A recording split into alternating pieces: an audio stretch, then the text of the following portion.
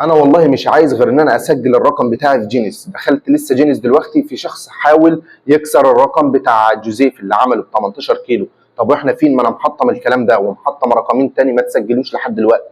تمام، فاحنا دلوقتي فين؟ يعني عايزين بقدر الامكان ان احنا نوصل لجينيس. اي كفيل يقدر يدفع المبلغ تمام، انا مش عايز حاجه ليا، انا مش هيديني الحاجه وانا ادفعها، لا ده هو خليه هو يدفعها بنفسه ويوصلني لجينيس فقط لا غير. انا مش عايز اي حاجه، مش عايز غير ان انا اسجل في جينيس علشان يبقى في شخص عربي بين الاجانب اللي بيعملوها كل مره، واحنا ما بنعملش خالص في تمارين البلانك ده. فبعد كده اول ما هيتسجل اول رقم للجينيس، بعد كده يبقى في بطولات خارجيه بيني وبين اي شخص تاني. بعد كده هطلع هلعب بطولات بره والكلام ده كله. يعني اول خطوه ان شاء الله ان انا اسجل في جينيس ويتضمن في جينيس، يتوثق ان انا عملت الحاجه دي. فيا ريت يا ابطال لو هنعرف حد او نمنشن لحد ان احنا نوصل لجينيس باذن الله باسرع وقت، وربنا ان شاء الله هو الموفق. سلام.